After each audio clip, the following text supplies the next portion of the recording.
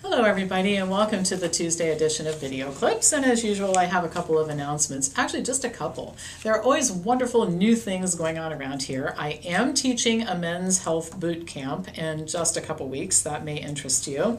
Tonight is the start of why and how to withdraw from psychiatric drugs. I'm very excited about this.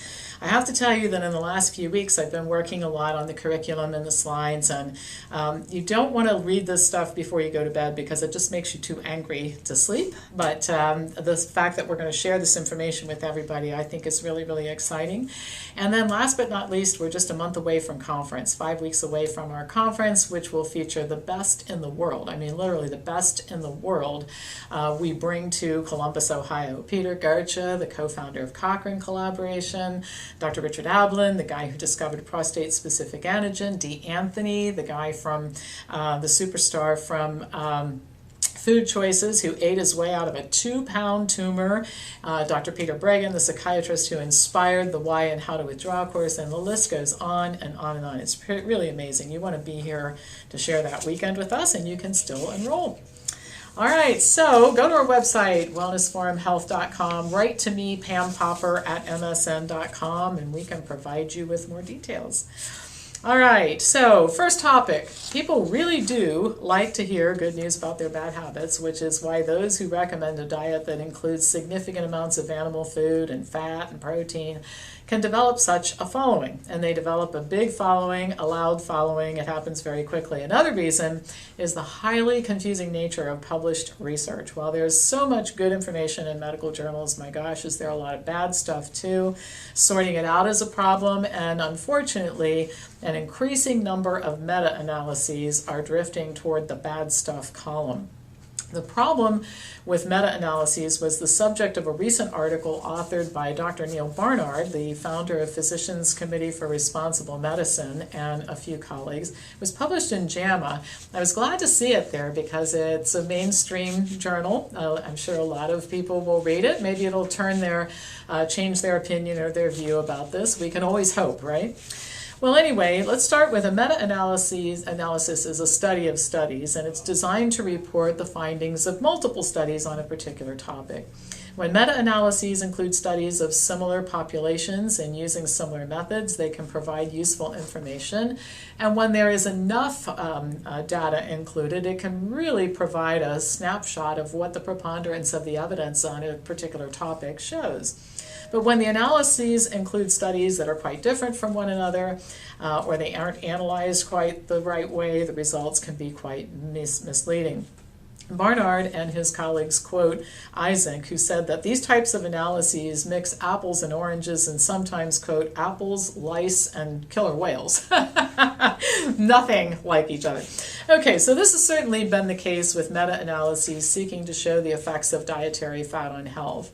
The researchers cite a 2014 meta-analysis that looked at the connection between saturated fat intake and coronary artery disease. Now, one study that was included in this analysis was the Oxford Vegetarian Study, which included vegans, ovo-lacto-vegetarians, fish eaters, and meat eaters. Well, in this particular study, saturated fat intake ranged from a low of 6 to 7% of calories for vegans to twice that amount in meat eaters. Now, what it showed is those in the highest tertile for saturated fat consumption had almost 3 times the risk of fatal heart disease as those consuming the least amount. There certainly is a lot of research, by the way, besides this, that points in that direction. But another study included in this analysis, the Malmo Diet and Cancer Cohort Study, included no participants who were eating a diet low in saturated fat. For this group, the range of saturated fat intake was a low of 13% to a high of 22%, so not surprisingly, the study reported no significant association between the amount of saturated fat in the diet and the risk of cardiovascular events. Now, the authors of this Malmo study acknowledge that only 1.2% of the study subjects followed the Swedish dietary recommendations, which call for keeping saturated fat intake at under 10% of calories.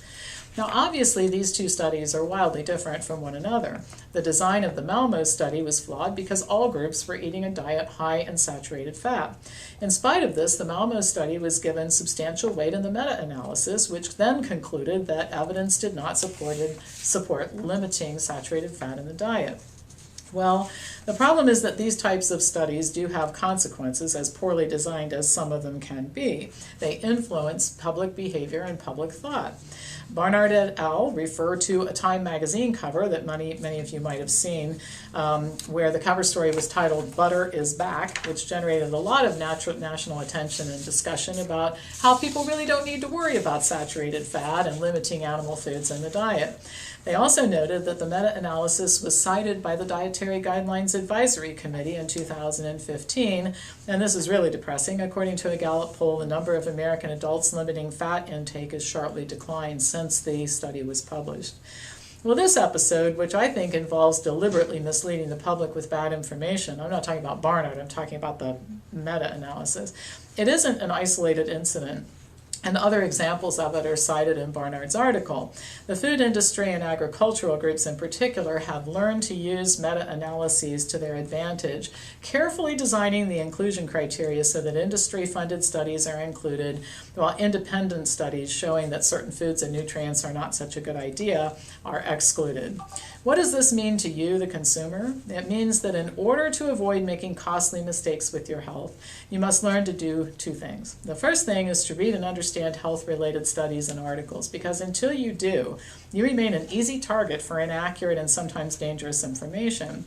The second is to listen to new information. When you see something like butter is back, instead of jumping off the cliff and saying, yippee, I don't have to worry about saturated fat anymore, you might want to just look at it with a little skepticism. Don't take things at face value and always check things out before you arrive at any conclusions. And that's the way that people approach everything else. It's the way people buy cars and houses, for crying out loud. How about if we take that same process and apply it to health information? All right, so somebody sent this article to me, or this information to me, expecting that I would be really excited about it, and I'm not, which is why I'm commenting on it here. The story is another one about regulation concerning food choices run amok. In 2015, the city of San Francisco passed an ordinance that required makers of soft drinks to include a statement saying that sugar-sweetened beverages contributed to obesity, diabetes, and tooth decay anytime they ran ads promoting their products. Not surprisingly, the American Beverage Association, the California Retail Association, and the California State Outdoor Advertising Association filed a lawsuit asking for an injunction. Well, a district court ruled against the plaintiffs, but the Ninth U.S. District Court of Appeals, Circuit Court of Appeals, I should say, ruled in their favor, stating that the ordinance targeted only one group of products, and also that the plaintiffs were likely to win in a court proceeding based on their claim that the ordinance violated commercial free speech, which is covered under the First Amendment. Now, I want to read to you a little bit about the opinion, and then I'm going to tell you why I think the way I think about it. The opinion stated that the warning implied that sugar-sweetened beverages contributed to obesity, diabetes, and tooth decay, regardless of the quantity consumed or other diet and lifestyle habits of the people who consume these things. The opinion also noted that the ordinance is contrary to the FDA stance that added sugars are, quote, generally recognized as safe and, quote, can be part of a healthy dietary pattern when not consumed in excess amounts. Furthermore, there were no requirements for other products, many of which contain more sugar than the soft drinks and the juices and the things that were the target of this particular regulation. No requirement that they comply with similar rules. The exclusion of other products from the mandate implies that sugary beverages are somehow different or less healthy than other products containing sugar or even more sugar and are more likely to cause weight gain, diabetes, and tooth decay than any other products, which is not accurate to say. Now, to be clear, I'm not saying this because I'm a fan of the soft drink industry or the sugar-sweetened beverage industry or anything, and I encourage people to drink water as their first choice beverage and to make these types of things treats. But the court was correct in ruling in favor of the plaintiffs. This type of activism and regulatory overreach is an enormous waste of time and money. Here's the deal, folks. We live in a free country, and food and beverage companies, like other companies that make and sell products, have a right to advertise and promote their products. Ignorant politicians who aren't familiar with our form of government often think that food companies should behave more like social welfare agencies, and they're not. These are companies that are profit-making corporations. They're answerable to thousands and thousands of employees. They're answerable to public shareholders. pension funds, many of you watching this are going to or are getting pension money from pension funds that own stock in these companies, and so it should not be, it really, you have to be careful of the types of, the slippery slope of proposing this type of thing because of the incredible impact that the ripple effect of some of the impact. So it's aggravating to some people, but regulating almost any type of free speech is a slippery slope that has frightening consequences. And by way of example, what would happen if these brilliant politicians in San Francisco get talked into the idea that potatoes are fattening and that a warning label should be put on all potatoes, that this can cause diabetes and white potatoes are bad for you? I mean, we would all have a fit about that, those of you who are think like I do about diet. So it's really easy to sit back and say, well, soft drinks are not good for people, so why shouldn't the politicians just regulate free speech in there? Well, if you're going to regulate it there, sooner or later it's going to happen with potatoes and some of the foods that you and I are telling other people to eat. So short-sighted regulations that have no hope of holding up in court really are a tremendous waste of resources. I hate to see this because resources are so limited.